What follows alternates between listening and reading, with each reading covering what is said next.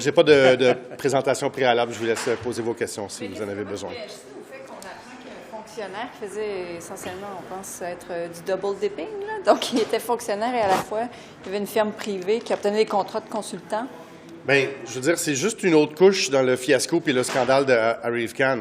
Jusqu'où on va aller avec cette mauvaise gestion des libéraux puis des conservateurs qui avaient donné des contrats à ces compagnies-là auparavant aussi. Et là, ce qu'on apprend, c'est qu'il y a toute l'apparence d'un conflit d'intérêts. C'est extrêmement louche. On est content qu'il y a des ministères qui se penchent sur la question en ce moment parce qu'il faut faire la lumière là-dessus. Est-ce que c'est éthique? Est-ce que c'est légal? Est-ce que c'est une pratique courante? Pour nous, c'est extrêmement bizarre et c'est pas quelque chose qu'on veut encourager parce que ça met les gens dans une situation où ils peuvent justement être des deux côtés de la clôture puis s'auto-favoriser ou favoriser des amis ou des filiales ou des sous-traitants. Parlant de sous-traitants, mais c'est aussi la preuve que sous les conservateurs puis les libéraux, il y a une utilisation massive des consultants, des sous-traitants puis des filiales. Puis à un moment donné, on perd le contrôle puis ça devient cette espèce d'imbroglio-là. Avez-vous l'impression... Peter will do. Je vais finir en français. Avez-vous l'impression que, vous dites, on n'arrête pas d'en sortir puis d'en déterrer, avez-vous l'impression qu'inévitablement, on arrivera à un moment donné à en arriver à la conclusion qu'il y a de la fraude derrière ça? Bien, nous, c'est ça qu'on veut savoir. C'est-à-dire qu'il faut faire toute la lumière sur l'ensemble de ce scandale-là. Ça, c'est juste le dernier épisode. Et peut-être qu'il y a eu de la fraude, mais nous, de notre côté, comme parti politique, on va utiliser tous nos outils parlementaires, notamment des comités, pour essayer de poser des questions pour obtenir les bonnes réponses. Je pense que les citoyens et les contribuables ont le droit de savoir où est passé leur argent, puis à qui ça en a profité, puis est-ce qu'il y a eu, comme ça, de la collusion ou alors des cadeaux qui ont été offerts par des amis ou des amis d'amis. Mais pour l'instant, c'est extrêmement louche, c'est très, très bizarre. Puis nous, ce qu'on dit, c'est qu'il faut que les libéraux nous répondent. Puis nous autres, on va utiliser les outils qu'on a au Parlement pour être capable d'aller jusqu'au bout. Est-ce qu'on peut juste avoir un rappel de votre position sur la loi 21 parce qu'on attend le jugement de la Cour d'appel du Québec dans quelques minutes? Qu'est-ce que le NPD souhaiterait voir comme résultat et quelles sont vos préoccupations pour la suite des choses, je dirais? Bien, on va laisser évidemment les juges faire leur travail. On verra quelle va être la décision de la Cour d'appel. Pour nous, au NPD, on suit ça de très près parce que depuis le début, on est extrêmement préoccupés par cette loi-là qui est discriminatoire. Et ce n'est pas le NPD qui le dit, c'est la Cour supérieure du Québec et le juge Blanchard qui a dit que cette loi-là, elle est discriminatoire, elle cible et elle vise certains groupes, certaines minorités à cause de la façon dont elles s'habillent, qu'elles pratiquent leur foi, notamment les femmes musulmanes. Et le juge Blanchard, à l'époque, n'avait pas pu invalider la loi parce qu'il y a la clause dérogatoire qui est inclue dans la loi. Donc, on ne donne même pas la chance d'avoir cette discussion-là. Alors, on trouve ça un petit peu déplorable.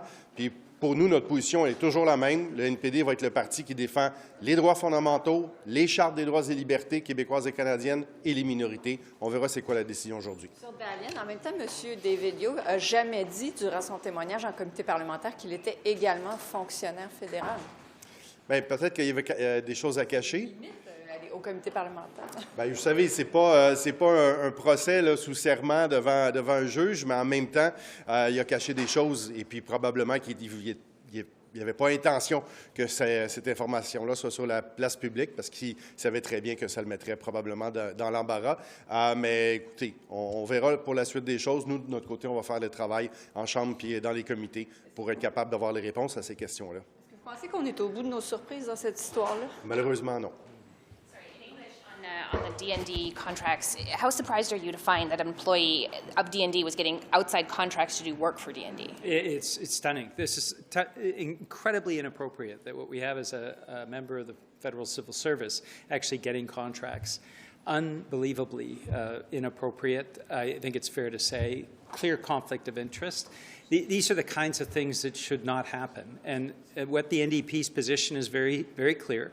We've said it in the House. We're fighting in committee to get to answers for Canadians. Canadians need to know what happened at every stage of the scandal, going back to the very days when Pierre Poilievre was Parliamentary Secretary for Transport, and the predecessor company got the initial contracts right through to today, where we're getting one surprise revelation after another.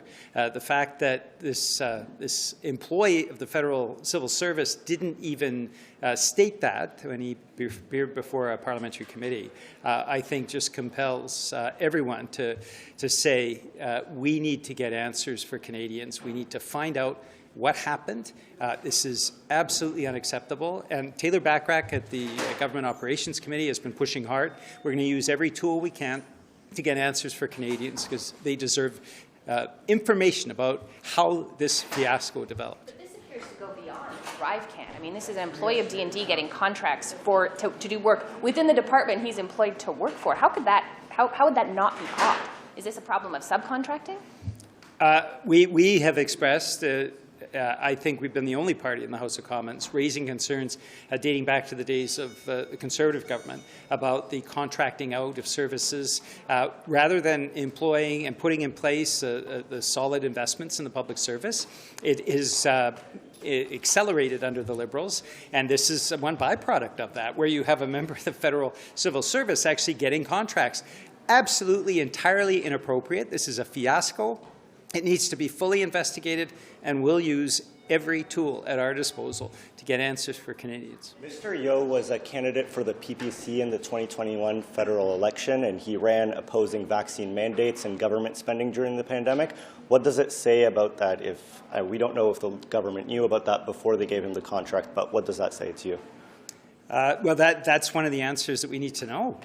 Was the government aware when this contract was given to him? What kind of vetting process takes place when we're handing out government contracts, particularly to somebody who has such an erratic background? It seems to me that the government needs to come clean, and as New Democrats, and we've shown this at committee, we're going to use every lever, every tool at our disposal to get answers for Canadians. Non, mais votre réponse, c'est par rapport au fait qu'il était candidat pour le parti de Maxime Bernier. Là. Vous dites qu'on devrait le véter pour ça. Non, c'est pas une question de véter pour ça. C'est une question de à quel point est-ce qu'il a été vété avant que le contrat soit à côté. Merci.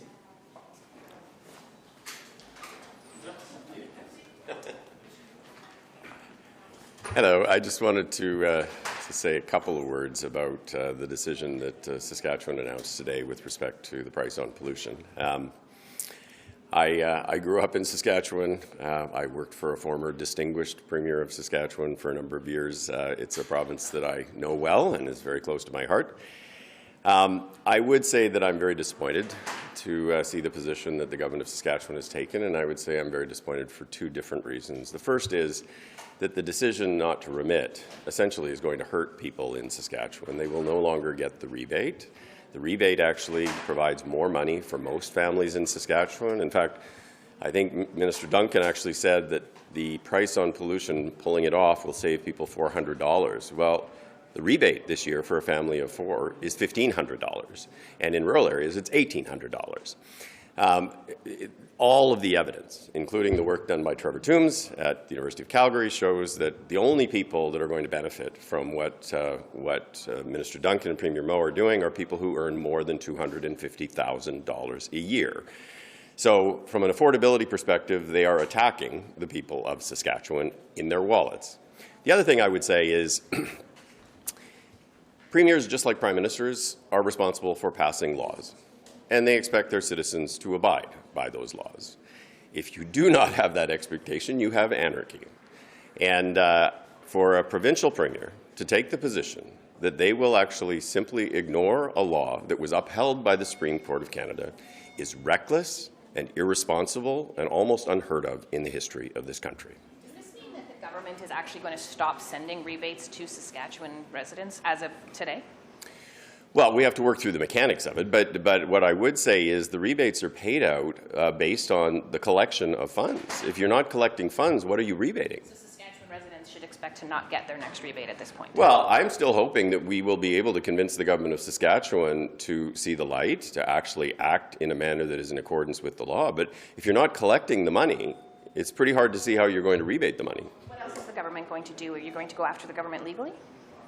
I think it's too early to say that, but what I would say is, personally, as an individual, as well as a cabinet minister, I expect people to behave by the laws. You can actually campaign in the next election to try to defeat a government that's put in place laws you don't like, but at the end of the day, I think Scott Moe expects people who live in Cypress Hills and in Yorkton and La Ronge and in Prince Albert to abide by the laws that are passed by the provincial legislature.